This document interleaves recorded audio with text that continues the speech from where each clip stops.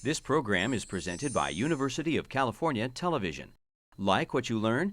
Visit our website or follow us on Facebook and Twitter to keep up with the latest UCTV programs.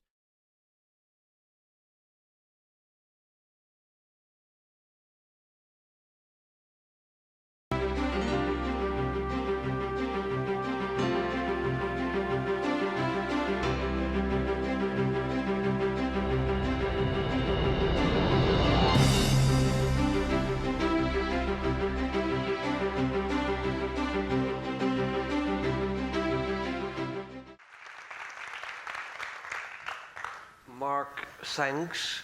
Good morning, everybody. A rainy day. Noam, thanks for joining us. You gave a great talk yesterday. Now, here's a strange thing. You're very well known. Yet, I think you're underestimated. And what is underestimated is your sense of humor. I'll give you a quote. The political spectrum in the United States, always very narrow, has been reduced to near invisibility. Yes. Here's another one. American policies with regard to Brazil in the 1950s. I quote, "We find it hard to induce people to accept our doctrine that the rich should plunder the poor, a public relations problem that had not yet been solved." That's not my quote. That's John Foster Dulles.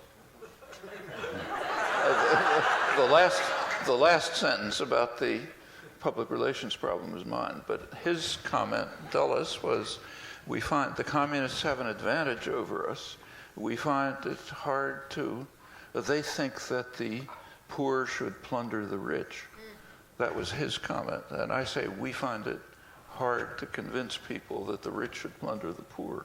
That's it. Do you think this public relations issue has now been solved? If it was, we wouldn't have global terrorism campaigns like Obama's drone campaign, 1,000 military bases around the world, overthrowing governments. Of course not. No, it's the same.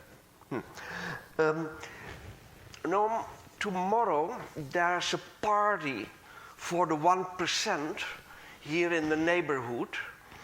We're in an era in which Hollywood celebrates idiots as culture heroes. Great Gatsby, Wolf of Wall Street. Is there good news for the 99%? And what kind of news would you be looking for? Well, the good news is people like you, people who are interested in overcoming the extreme narrowness of the spectrum of political discussion that you talked about, the enormous inequities and oppression in the society. Last night, the people who are engaged in trying to end the extremely ominous threat of nuclear war and environmental catastrophe. That's the good news, but that's always been the good news. I mean, class war goes on all the time. It's usually one-sided. The business classes are very dedicated to class war. They never relent, constantly fighting it. And the question is whether there'll be an opposition.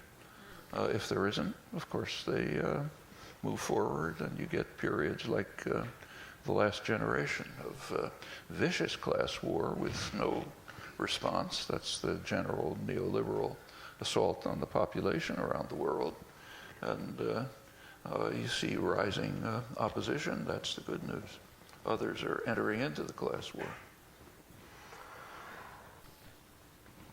The counterpart to the plutocracy, the super rich, the 1% is the precariat, working in very precarious conditions, including those on part-time contracts, short-term contracts, migrants, unemployed youth, seniors without a pension.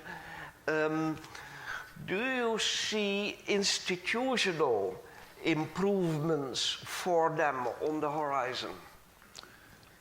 Well, it's certainly true. I mean, from the point of view of those conducting the class war on the part of the business classes and the government closely linked to them, the best thing would be to have a population which is living a precarious existence. And this is not a secret, incidentally. It's very well understood by those waging the war. So for one of the clearest statements of it was by a man who used to be called St. Allen before 2007, when the system he carefully constructed crashed totally. Alan Greenspan, the former head of the Federal Reserve. Yeah, when he was testifying before Congress, late 80s, at the time when he was late 90s, he was testifying about the marvels of the terrific economy that he was running. He explained frankly that it was based on what he called a growing worker insecurity. Now, from the point of view of economists, that's a very healthy thing, because if workers are insecure, they're not going to ask for benefits, they're not going to strike, they're not going to call for an increase in wages, and you get a more healthy economy. That is an economy which is geared to what's called efficiency. It's an ideological, not an economic term, and concentration of wealth and concentration of power and marginalization of the population. So yes, growing worker insecurity is very healthy for the state of the economy, but also for the society in general. If you have a global precariat, as you say, then it's possible for the other, actually, there's another term that corresponds to precariat, which should be brought in. That's plutonomy. Back around 2005, I think, Citibank produced a manual for investors, good advice for investors. And it described the way the world scene is changing. It said the world is being divided into a plutonomy and everyone else. Everyone else is the precariat. Plutonomy is a small sector, concentrated in the United States, but plenty of other places. So England by now, China, India, so that even the poorest countries in the world, there are people who are rich to the point of,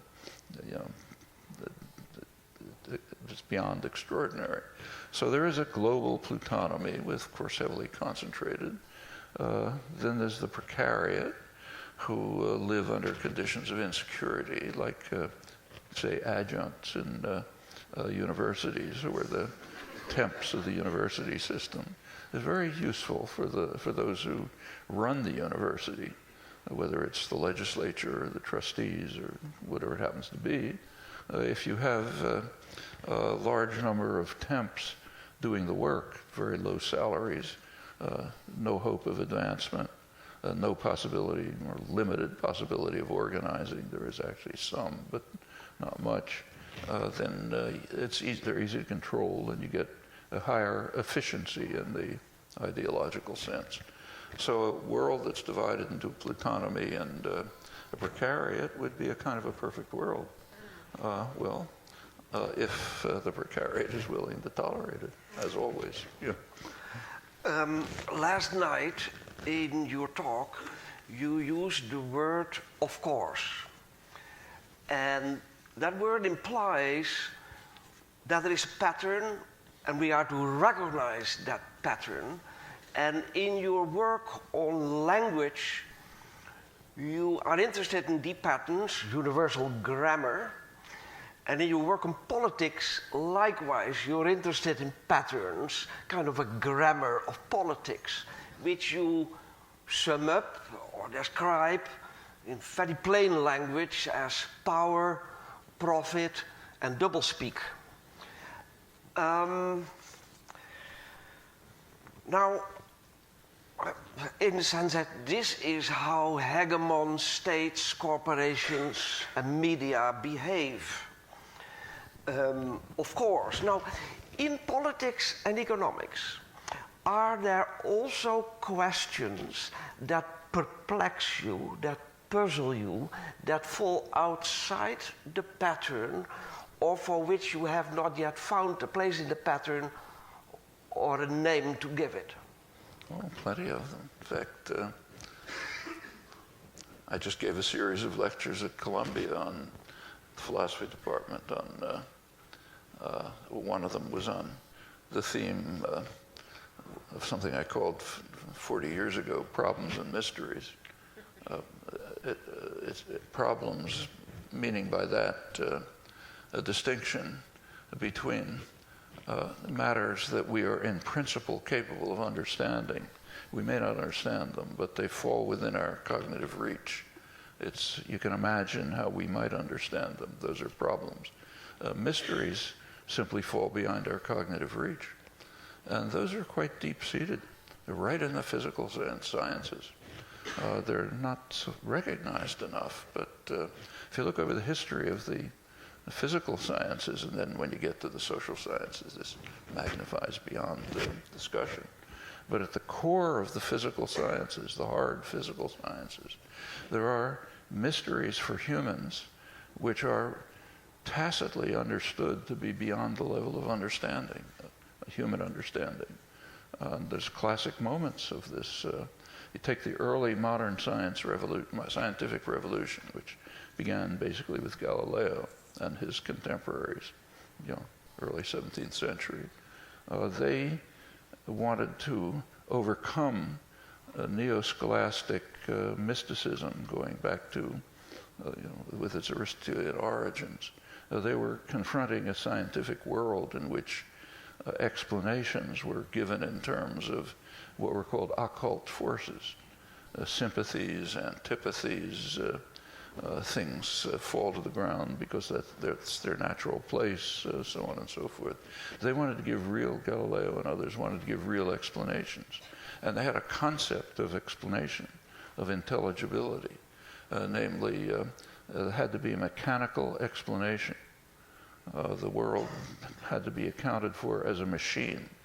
And by machine, they meant something very concrete, something that an artisan could build, something with gears and levers and so on and so forth. And in fact, it was supposed to have been built by a super skilled artisan.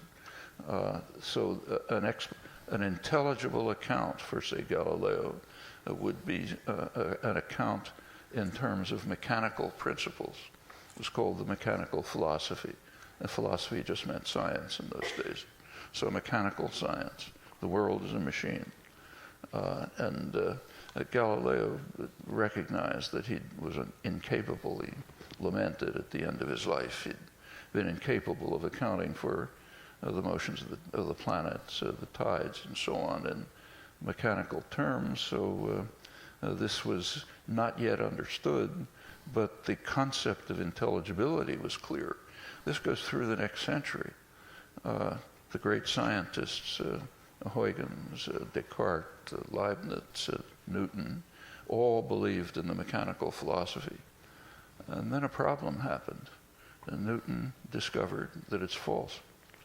The famous body-mind problem is based on the assumption that body is explicable in mechanical terms. Mind, Descartes recognized that there are things that aren't explicable in mechanical terms. Actually, the main one was normal use of language for good reasons, in fact.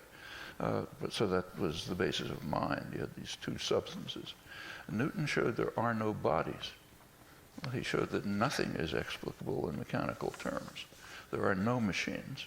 This is totally misunderstood, especially in the social sciences, where it's assumed that Newton showed that the world operates by mechanical principles. It's a big machine.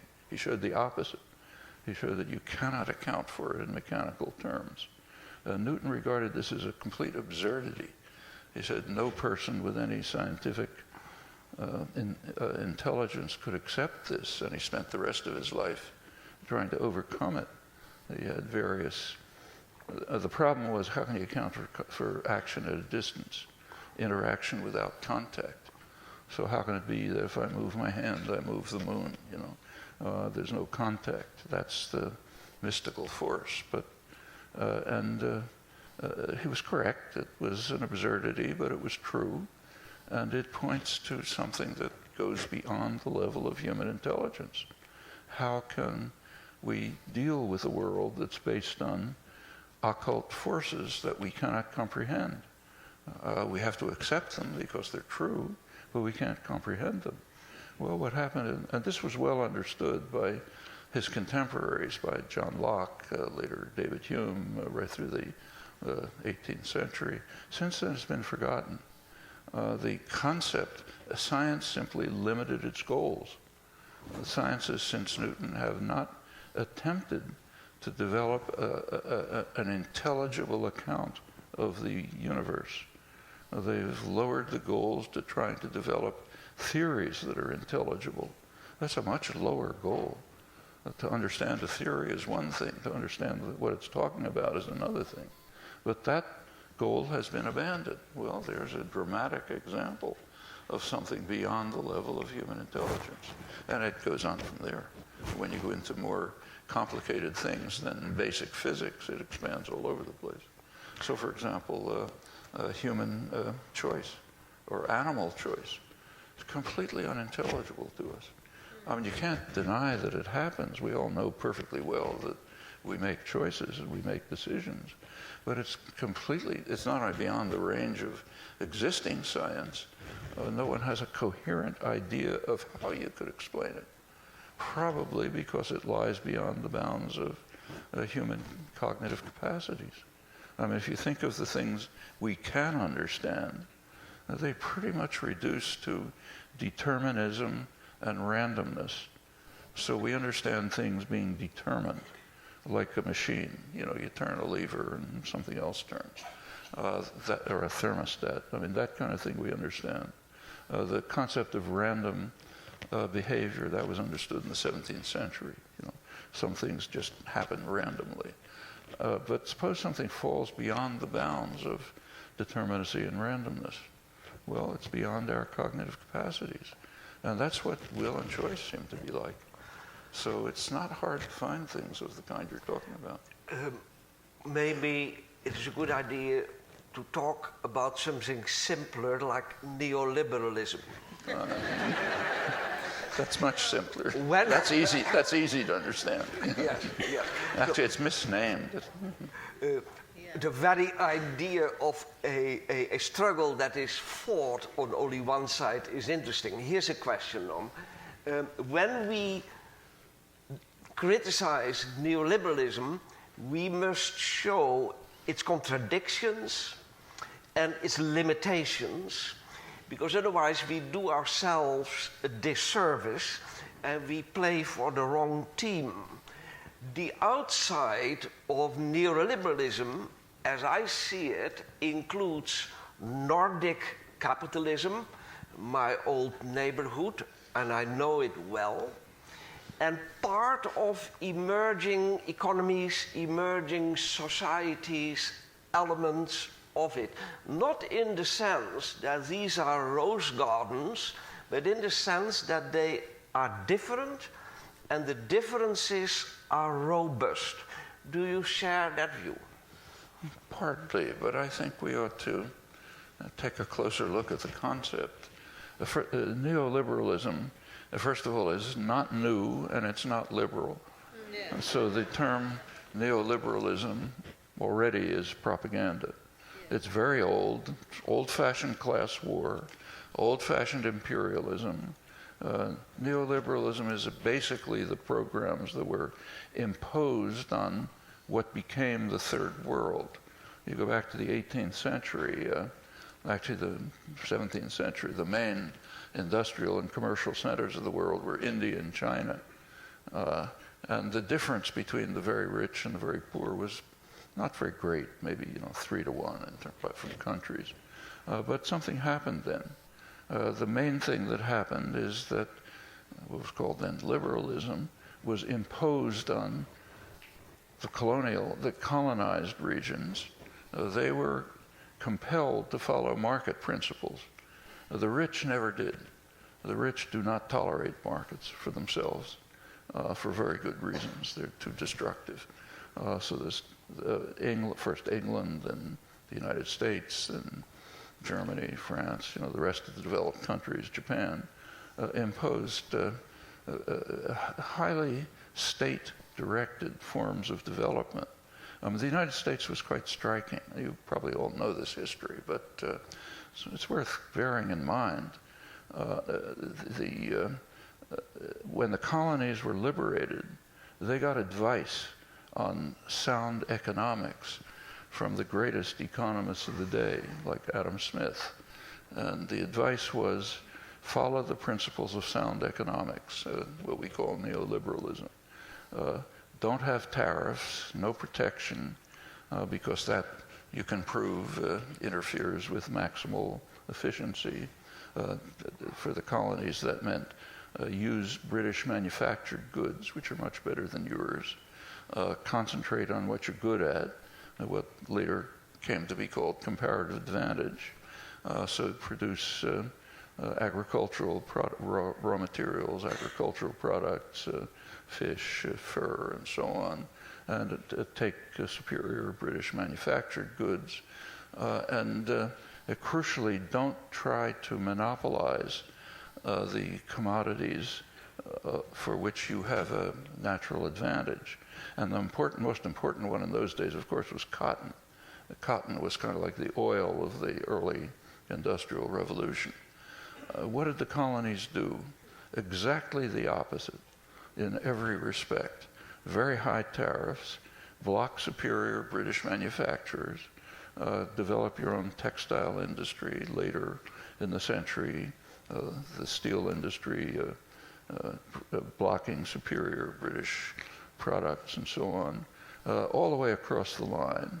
A massive state intervention in the economy, the railroads, the conquest of the territory, extermination of the population, conquest of half of Mexico, slavery, which is the most extreme interference with market principles you can think of, monopoly efforts, strong efforts to monopolize cotton.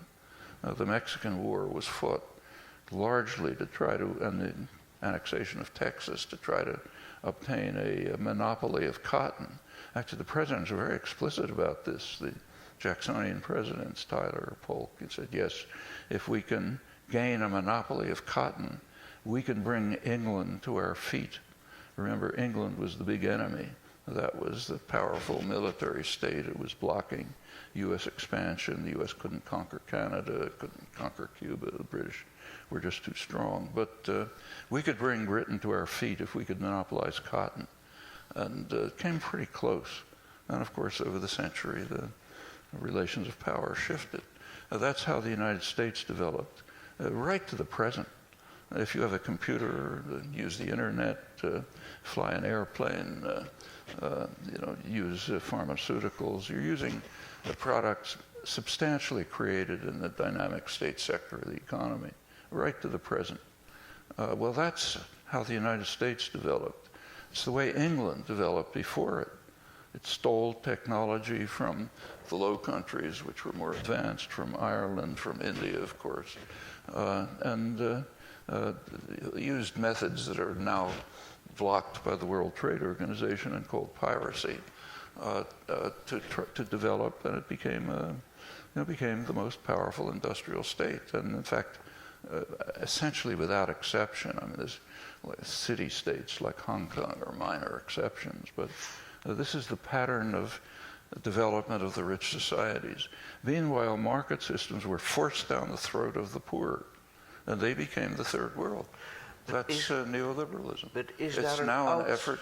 So how is it applying to the Nordic capitalism? Same way. Europe right now is in the midst of an extremely interesting process by which Europe is becoming extremely undemocratic. The Wall Street Journal, for example, not a great radical journal, pointed out recently that something which is correct. If you take a look at European countries, no matter what government is in power, they follow exactly the same policies. It could be a communist-run government, a government of the left, a government of the right. They follow pretty much the same policies because the policies are dictated from Brussels. The policies are determined by Brussels bureaucrats and the Bundesbank and so on. The Nordic countries are resisting a little, but it's being imposed by force on the South. And what it's doing is this policy of austerity during recession. I mean, even the IMF by now recognizes that it's ludicrous from an economic point of view. The IMF economists have been publishing papers recently saying, this is crazy, it's a way to destroy an economy. But they understand that. But destroying the economy is not a bad objective, because the goal, remember, is to establish a plutonomy and a precariat. The goal is class war, and that means undermine and dismantle the welfare state. And the Nordic countries are partially bending to this, Sweden, Norway, and so on. They're holding back. But it's the old policy it's basically a policy of class war, which is constantly fought. China, Brazil, Taiwan. Well, that's an interesting story. Over the last generation, the neoliberal programs, sometimes called the Washington Consensus, have been imposed on large parts of the world, but there has been resistance. One region of resistance was East Asia, most of East Asia. East and Southeast Asia have somewhat resisted this. That's why you get the great growth period. They did not accept the rules of the Washington Consensus, the neoliberal rules. So, for example, take, say, South Korea had a remarkable industrial development, and Taiwan too, by completely rejecting the rules. Very much the way the American colonies had, or Britain had before it, or Japan had after the Meiji Restoration. Just violate the rules radically. I mean, so radically that in South Korea, for example, export of capital was not only blocked, but you could get the death penalty for it. They weren't fooling around. And yes, they developed, although it's backing off now in many ways. The other region that's extremely significant, I think, is South America. And that's the last decade. I mean, South America was a loyal follower of the rules, and it had two devastating decades of falling to pieces under neoliberal rules, the usual result. But in the early, around 2000, it began to move in a separate direction. And by now, South America is substantially independent. And that's, I think, a change of really historical significance. That's the first time in 500 years since the conquistadors arrived that South America has largely freed itself from imperial domination. Last century or so, that's meant U.S. domination. And it's pretty remarkable the way it's in economic terms, it's correct, but in other terms too. So, for example, there was a striking illustration of this was a couple of months ago. There was a study by the Open Society Forum of participation in rendition. Rendition is the most extreme form of torture. That's the form in which, that's the U.S. policy in which instead of torturing people yourself, you send them to your favorite dictator, Assad, Mubarak, and they'll torture them for you and get out the information you want or whatever you want to get from them. That's rendition. This is the most extreme form of torture that anybody's ever devised. This was a study of which countries participated in. And the results were quite interesting. Most of Europe participated, including the Nordic countries like Sweden. They participated actively in ultra torture. The Middle East, of course, because that's where you sent people to be tortured. Most of Canada, the United States, obviously. One region of the world did refuse to participate, South America, which is doubly remarkable. For one thing, it used to just follow U.S. orders. And secondly, while it did, it was the center of world torture. That's a very striking result. And it's showing up in other ways too. If you take a look at hemispheric conferences in the Western Hemisphere, by now the United States and Canada are almost totally isolated. The last hemispheric conference it was in Cartagena, Colombia. They could never reach a consensus on anything because there was a split between the United States and Canada on the one side, the rest of the hemisphere on the other, on the two major issues. One major issue was admission of Cuba into the Western Hemisphere. South of the border, almost unanimous in favor of it. U.S. and Canada refused. The other major issue was drugs. South of the border, they want to move towards decriminalization. Some are going even farther. The United States and Canada refuse. For the U.S. and Canada, the drug war is very essential. It's basically a race war, and it's, you know, the consequences, and they want to hang on to it. Well, you know, by now, the U.S. and Canada are almost excluded from the hemisphere. And this is just a dramatic change if you think about a recent history, not so recent history of hundreds of years. So yes, there is resistance. Actually, going back to East and Southeast Asia, if you'll notice, there's one country of the region that has not participated in the Great Growth period, the Philippines. The one country that has been under U.S. control for a century is not one of the Asian tigers. Must be the Haiti of Asia then. Pardon? It must be the Haiti of Asia. Yeah. No, shall we go to questions from the floor? Hello. What are your thoughts on the ongoing talks between John Kerry and Sergei Lavrov on the so-called Syrian civil war? Syrian civil war. Well, that's a really tragic situation. I mean, Syria is simply plunging into suicide. And it's not easy to think of anything to do about it. At least I haven't heard anything sensible. The country's moving towards, it seems to be moving towards partition. The Kurdish areas have become pretty much autonomous. Assad has left them alone. There's battles going on between the Kurds and the wide array of rebel forces. They aren't a unified group. And the Kurds have gradually established a region where they pretty much control it, not totally. In fact, they've even declared autonomy. They'll probably try to link themselves up with Iraqi Kurdistan, which is pretty near autonomous. But that's tricky because Barzani, the head of Iraqi Kurdistan, is opposed to the Syrian Kurds. He's trying to make a deal with Turkey for all kind of economic reasons. And a deal with Turkey means suppressing the Kurds. The Kurds, like most groups, have plenty of internal battles.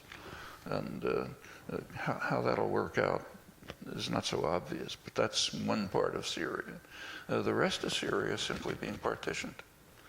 There's a part that's being increasingly controlled by the Assad forces, backed by Iran, Russia, Hezbollah.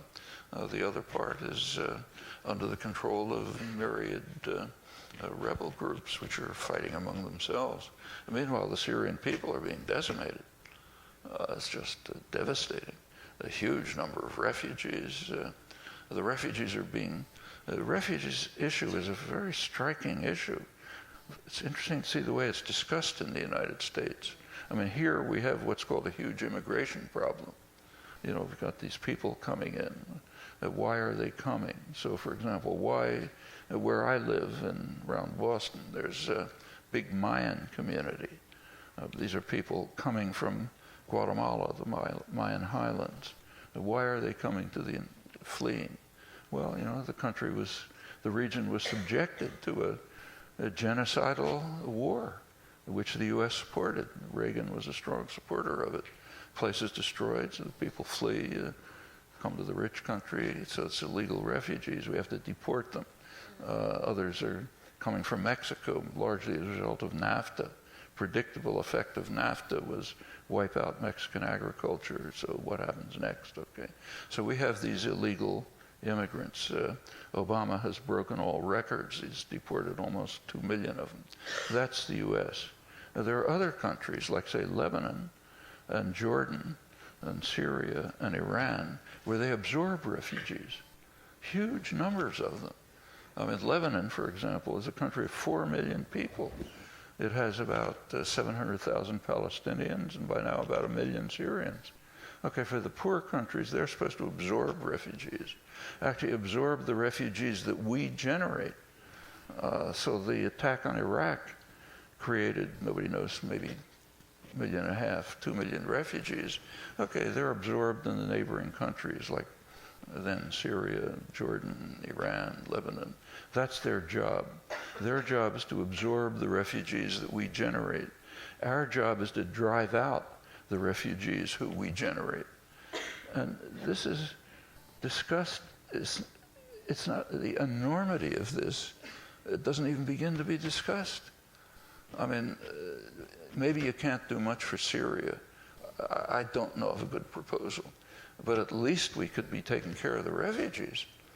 I mean, this, it's about 1 million of them in Lebanon. Why should Lebanon support them? We should support them. In fact, the battle in Syria has become a part of the growing Sunni-Shia war around the whole region. That was inflamed by the United States. I mean, in Iraq, there'd been simmering conflicts, but there was never a sharp Sunni-Shia conflict until after the U.S. invasion, which created it. Now it's spread over the region. It's devastating large parts of the region. We have a large share of responsibility for it. We're the ones who should be supporting it. Well, these are things you could do. Apart from that, if anybody has a suggestion, I haven't heard it. In fact, about the only proposal that makes any sense is the Lakhdar Brahimi initiative through the United Nations, which Russia has supported and, going back, Kerry has mildly supported. It's a thin reed, if not easy to see how it could work, but there's no other proposal that I know of. Hello. In Europe, do you see a way out of the spiral of austerity, and do you think it could come from democratizing the EU processes? In the EU? Democratizing the EU? Sure. I mean, Europeans don't have to accept this policy. I mean, they have pretty much, there's plenty of resistance, like in Spain and Greece, there's in other parts of Europe, there's substantial resistance. It has not yet been enough to it's been enough to somewhat restrict the policy. So the harshest policies of imposing austerity have been somewhat softened. By now, the European Bank is a little more progressive in its reaction to this. I mean, it's kind of hard to realize, but the United States has been more progressive than Europe since 2008. And the European Bank is kind of backing off a little bit from its harsh policies because of the resistance. So sure, it can be overcome. Greece, there's significant movements against it. Greece, of course, is being punished worse than most. The same with Spain. But it's well within the capacity of the Europeans to protect the achievements of the past generation. I mean, after all, the European welfare state is not a trivial contribution to Western civilization, and it's being dismantled consciously, and it can be protected. Of course, you can go beyond that. That's not the limit by any means. So yes, it's. I don't. I mean, it's really a limit of will and commitment. Same here. I mean, we don't have to tolerate what's going on here. We would keep this 40 minutes. We are a few minutes over time. No, is that okay? Sure. Oh, please.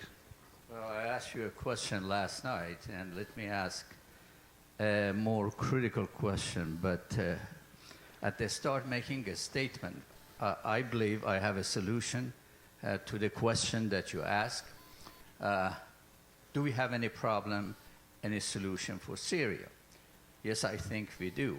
Very brief, please. Yeah, but as long as in this country we have 94 senators, 219 congressmen that receive money from agency that was recognized in 1963 as a tool of the Israeli government, IAPAC, we are not going anywhere. We have surrendered our foreign policy entirely. Thank you.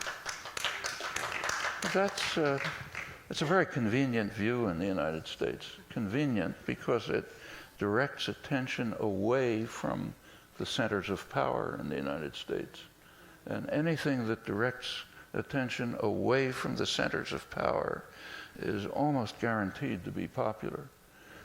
This is a common view. It's understandable. There are leading scholars who've advocated it. John Mearsheimer and Stephen Walt are the main ones. It just doesn't make any sense. I mean, you're right that many of the people in Congress get benefits from AIPAC, but practically 100% of them are in the pockets of the funders, the corporate sector. That's how they got elected. There's a very close correlation between campaign funding and electoral victory. Very close. In fact, in the House of Representatives, it's almost a straight line. A few deviants here and there, like Bernie Sanders, but it's almost uniform. And this is big money. It's not AIPAC. AIPAC's an ethnic lobby. It's of some significance, but it doesn't begin to compare with the major lobbies. I mean, the military lobby itself could put AIPAC out of business in 2 minutes if they wanted. It's way more powerful. Why don't they do it? They don't want to. They support AIPAC's policies. They benefit from it. Take, say, Lockheed Martin.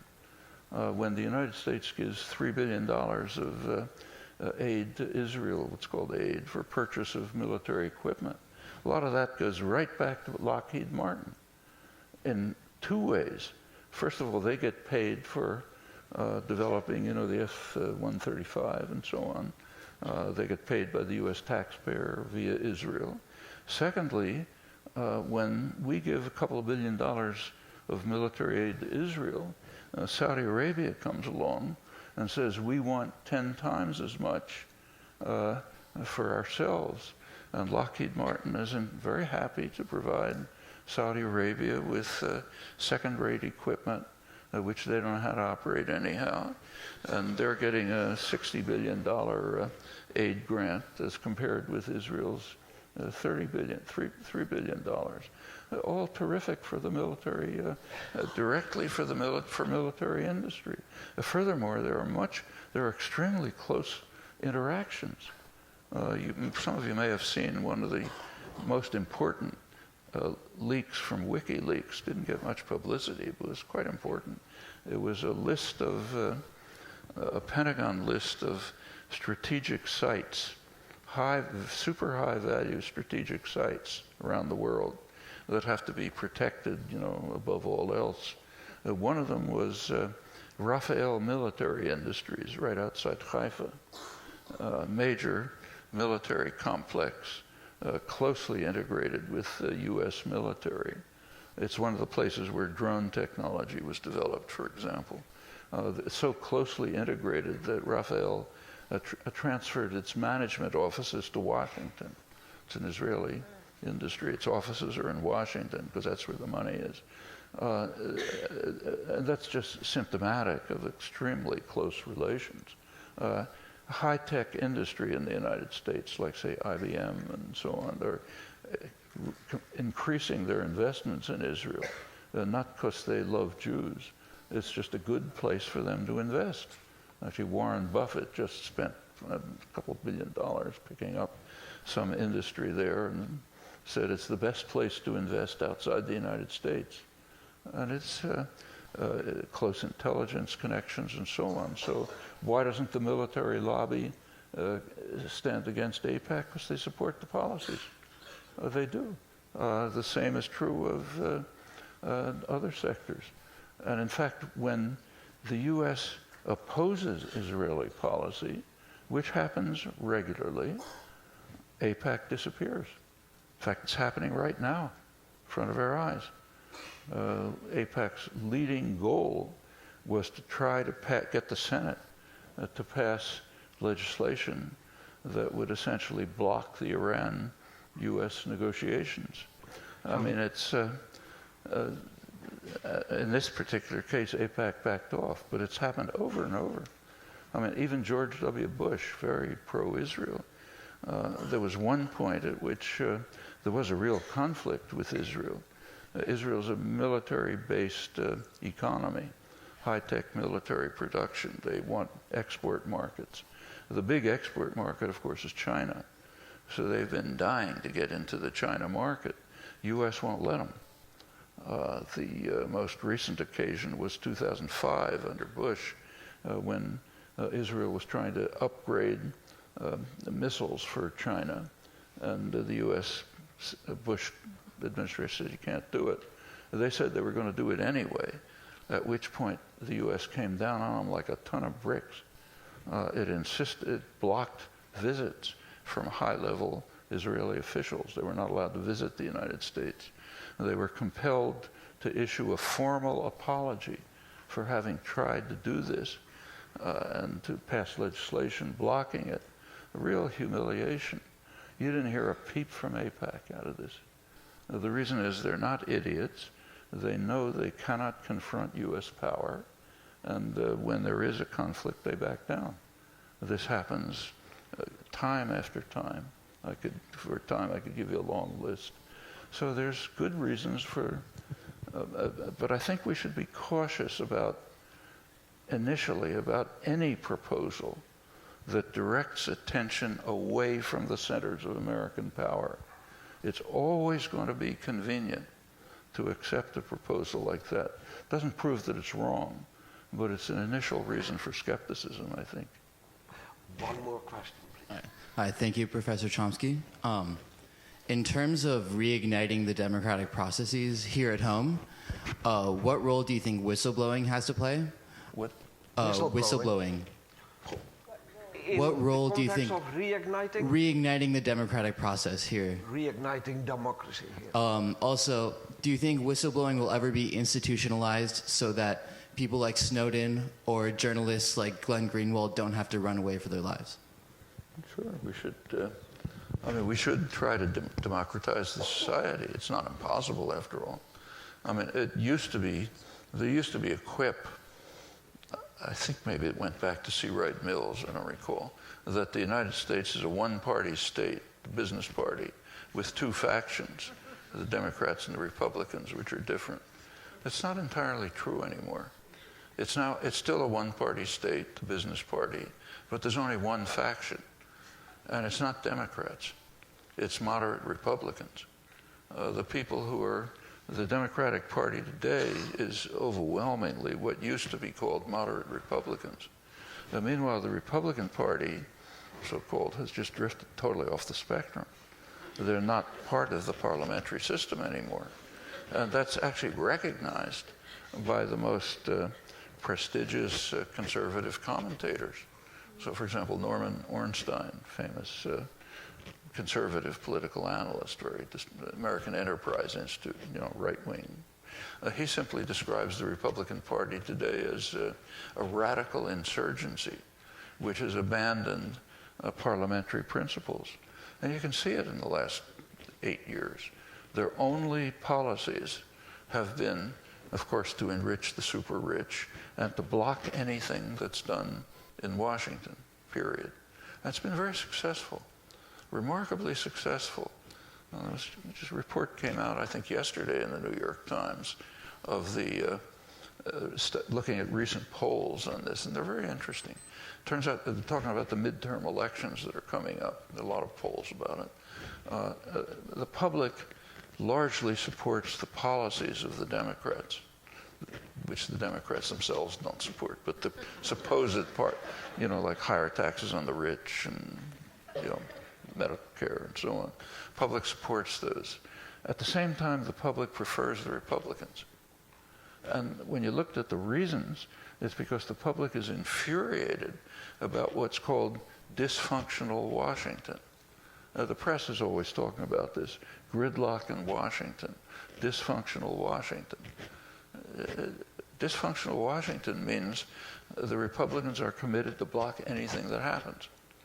Okay, so it's dysfunctional Washington blamed on the Democrats. Public prefers the Republicans, but opposes their policies.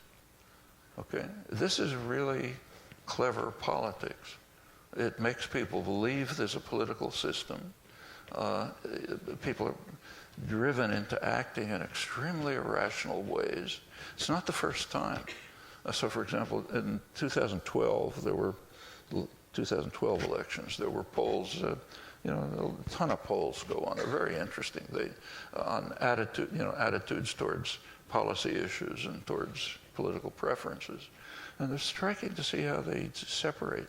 So, for example, one major study of Southern Tea Party people, that category, people identified themselves that way. Most of them are social democrats. They support higher spending on health, on education, on aid to the poor, not welfare, because Reagan demonized that, but aid to the poor, things like that. But higher taxes on the rich. But at the same time, they support the Republican Party, which is exactly the opposite. It's you take a place like actually there was a study of California recently, which investigated attitudes towards what they call big government, taxes and stuff. There was a very close correlation between the amount of aid that people got from the federal government and their opposition to the federal government. And so when you get to the kind of rural, poor areas, they're getting an awful lot of aid from the federal government, and they want to get the government off their backs. I mean, to try to instill these kinds of attitudes into people is a real achievement. And that's the opening, to get back to your first point, to the 99%. You can overcome this. This is not like fighting the secret police. You don't get thrown into prisons for getting people to understand these things. This is an opportunity for real organizing work, which can be done.